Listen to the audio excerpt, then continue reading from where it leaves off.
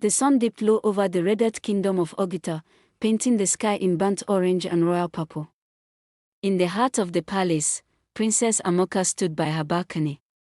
She was known across the 7 rivers for her striking beauty, skin like polished mahogany, and eyes with the depth of an ancient forest.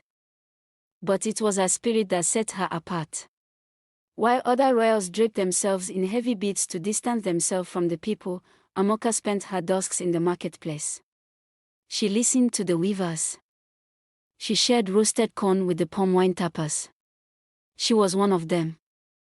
The peace of Oguta was shattered by the Ekwensu's breath, a supernatural drought that withered the yam spirits and turned the rivers to dust. The great oracle revealed a grim truth: the land was dying because the bond between the people and the earth goddess, Ani, had been severed. To restore the rains, a soul of purest intent had to journey to the evil forest of theurgy and offer themselves to the eternal spring. The king wept. The warriors offered their swords. But Amoka knew the truth. The oracle's words pointed to a heart that loved the kingdom more than its own pulse. A crown is not a piece of gold that sits on the head, she told her father. Her voice was steady, like the rhythmic beat of an ekoro drum. It is the shadow that protects the people. If the people perish, the crown is just a heavy stone. At the center of the forest stood the shrine of the silver stream. As Amoka stepped into the crystalline waters, her physical form began to dissolve into shimmering light. She felt no pain. Instead, she felt the roots of the iroko trees drinking again. She felt the fever breaking on the foreheads of children miles away. As her last breath left her, a thunderous crack echoed across the sky.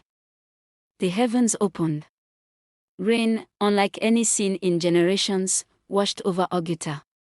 Princess Amoka was gone, but she was everywhere.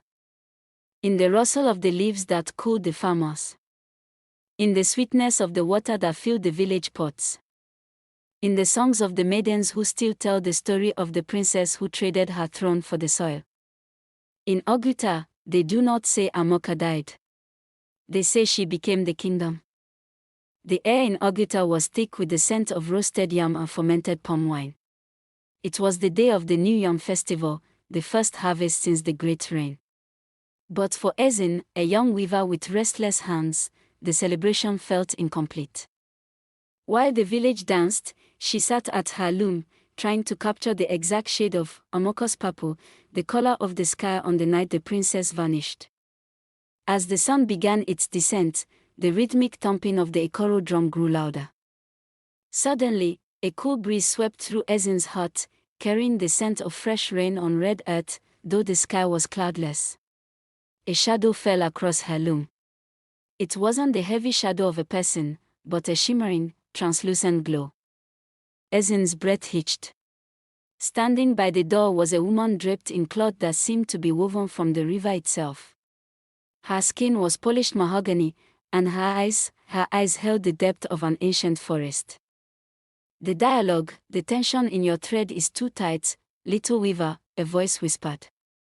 It didn't come from the air, it resonated from the very wooden floorboards of the hut. Ezin's hands trembled. Princess! Is it truly you? The spirit stepped closer, her feet leaving no prints in the dust, but where she stood, tiny green sprouts pushed through the dry earth. I am the soil you walk upon, the spirit replied. I am the water that softens the yam. You seek to weave my likeness, but you look too far away. Look at the people. Look at the joy in their bellies. Amoka reached out, her hand passing through Ezin's like a cool mist. She touched the shuttle of the loom. Instantly, the dull threads transformed.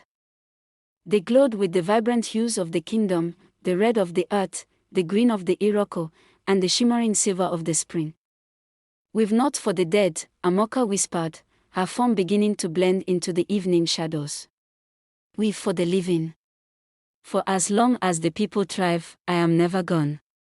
When the drums reached their climax and the manwu, masquerades, entered the square, Ezin emerged from her hut.